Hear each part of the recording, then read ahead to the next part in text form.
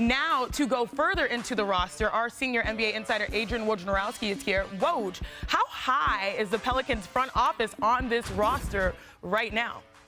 Chiney, I think what's so unique about this Pelicans roster, how many young players are contributing on a team that I think we all would say is a significant Western Conference contender. I think it's been a clinic by New Orleans, David Griffin, Trajan Langdon, and their front office about how you build a team, how you build a roster in a small market. They picked up a lot of draft picks and the deals for Anthony Davis and Drew Holiday.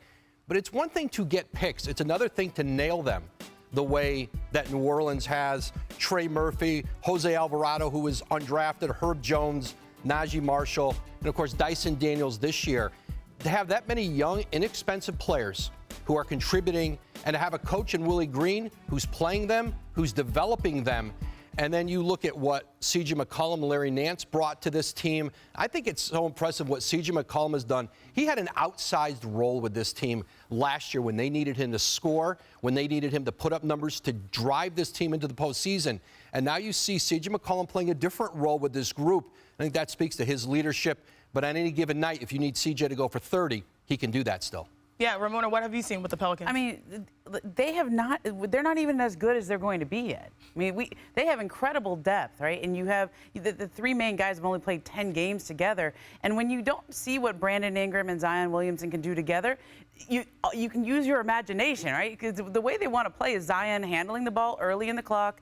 He can be the playmaker. CJ and Brandon Ingram space the floor for Zion. Well, Brandon hasn't been able to play. He's been out 11 games. And so at some point, Brandon comes back, then they trade off. So there's no reason for them to be looking outside of the depth that they've already built until you see the three stars that they built this team around. Absolutely. And you know what my favorite thing of, like, as of late right now, what we just talked about? Woj just dropping bars. It's one thing to get picks. It's another thing to nail them. I like that one. I'm going to use that. I'm stealing that.